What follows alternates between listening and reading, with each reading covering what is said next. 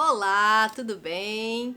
Bom, vamos lá para mais um assunto, continuando, né, dando continuidade à história, né, do teatro brasileiro, né? Como que começou o trabalho desses artistas, desses empresários que decidiram fazer do teatro uma profissão, fazer do teatro um, um, um uma arte de expressão, né? Onde a gente está falando do Rio de Janeiro, que foi onde tudo ali começou em 1800 e bolinha. Se você não viu, volta um pouquinho que a gente já falou sobre muitas coisas, sobre nomes muito importantes do nosso teatro brasileiro. E agora nós vamos dar continuidade a partir desse livro aqui, gente, ó, da história do teatro brasileiro, tá? Então esse é um momento desse livro aqui que como a gente falou muito, né, sobre as profissões do teatro, sobre os bastidores do teatro, né, eu achei interessante a gente colocar também a partir da fala desse livro, que tem muita informação relevante pra gente saber, descobrir, né, e conhecer, tá bom? Vamos lá? Nós estamos na página aqui, ó, 256, tá? Se você que tiver esse livro aí, quiser acompanhar, ou se quiser comprar, já sabe que tá nessa página, tá bom? Nós estamos falando da diversidade de vozes, tá? A volatização das fronteiras. A gente estava falando sobre Arthur Azevedo, né? Dias Braga, né? E aí eu vou falar uma fala aqui do Arthur Azevedo, que é o que ele achava de Dias Braga, tá? Bom, para Arthur Azevedo, Dias Braga era o mais eclético dos empresários teatrais havidos. E por haver, no opulente repertório do seu teatro figuram todos os gêneros. Tá? Isso é a fala do Arthur Azevedo, né, do que ele acha de Dias Braga. Todos os gêneros. Vou voltar um pouquinho só para não confundir. No opulente repertório do seu teatro figuram todos os gêneros: a ópera, a tragédia, o melodrama, o drama de capa e espada, o drama sacro, o drama íntimo, a comédia clássica, a alta comédia moderna, a comédia burlesca, o vaudeville, a opereta, a mágica, a revista de ano, a paródia, a farsa. Só escapou a pantomima. Então você percebe que tem vários gêneros, né? São vários tipos, né, de espetáculos que que Dias Braga produzia, né? Falando nisso, olha, esse é o ator empresário Dias Braga, tá, gente? Ó, tem a fotinho dele aqui. Esse é o grande empresário, né? Ele era ator também. E ele falava com todos esses gêneros, né? Então por isso que fazia grande sucesso. Bom, vamos lá? Com as experiências seguidas de enchentes e vazantes, Dias Braga compreendeu que a plateia do Rio era eclética e passou a investir em todos os gêneros para agradar a todo tipo de gosto. A companhia de Dias Bragas é só um exemplo do que ocorria na cidade. No final do século, os teatros do Rio de Janeiro ofereciam um cardápio de peças bastante variado para o público ascendente, dos dramas lacrimejantes e comédias ao circo e às revistas. O ecletismo do repertório, ou a promiscuidade dos gêneros, como dizia Arthur Azevedo, era muitas vezes apontada nos debates pela imprensa como uma das causas da chamada decadência do teatro nacional.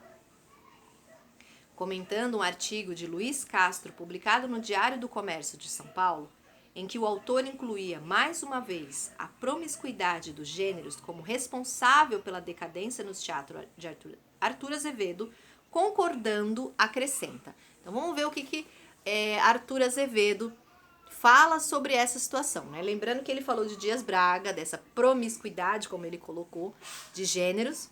Mas vamos ver o que ele fala nesse artigo aqui, concordando, né, com essa decadência por conta dessa promiscuidade de gêneros. Bom, vamos lá.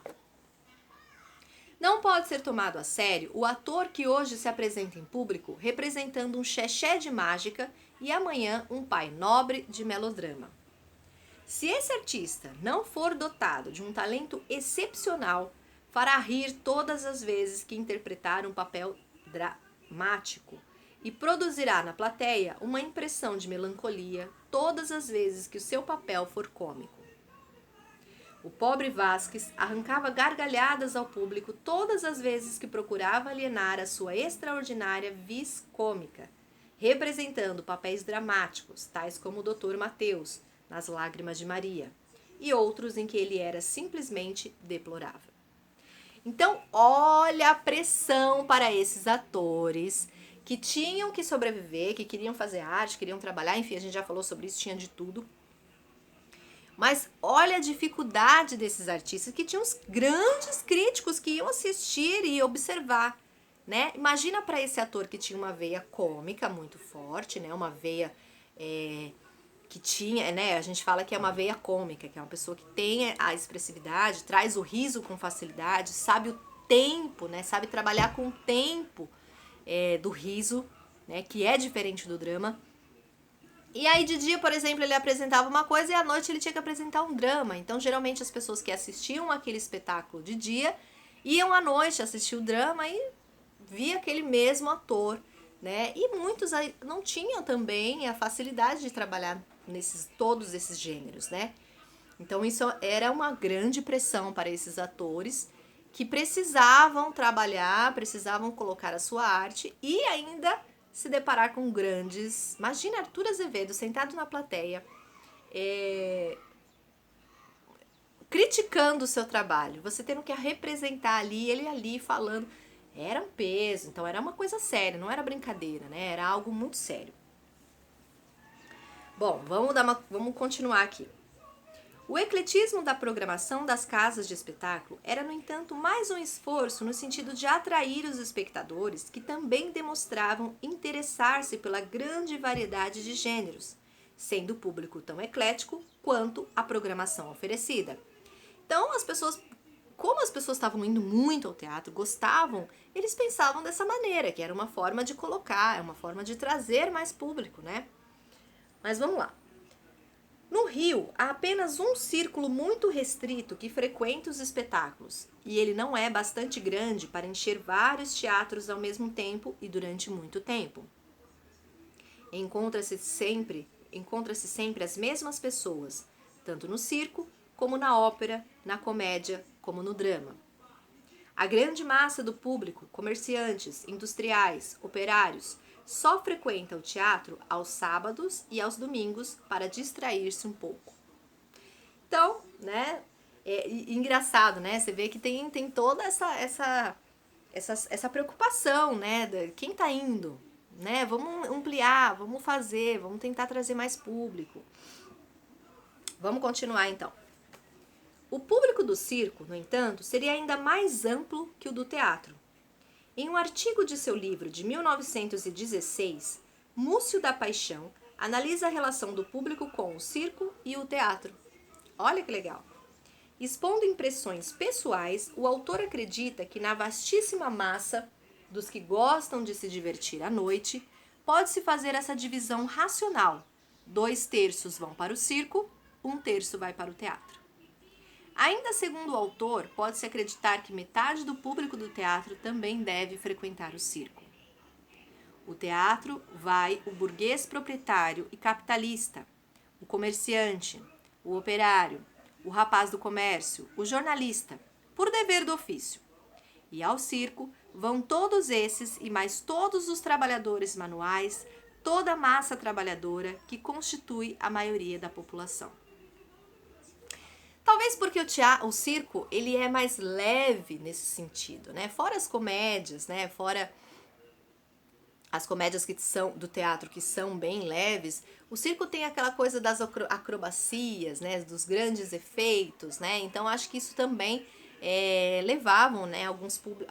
Algumas pessoas mais para o circo do que para o teatro, né? Então, mas é interessante que naquela época a gente já tinha circo, né? A gente já via as representações ali expostas, né? Nesses grandes teatros do Rio de Janeiro. Então, olha quanta coisa, né? A gente descobre, quanta coisa a gente aprende quando a gente começa a destrinchar a história, né? A conhecer o que esses grandes nomes deixaram pra gente. Mas nós vamos continuar falando, tá, gente?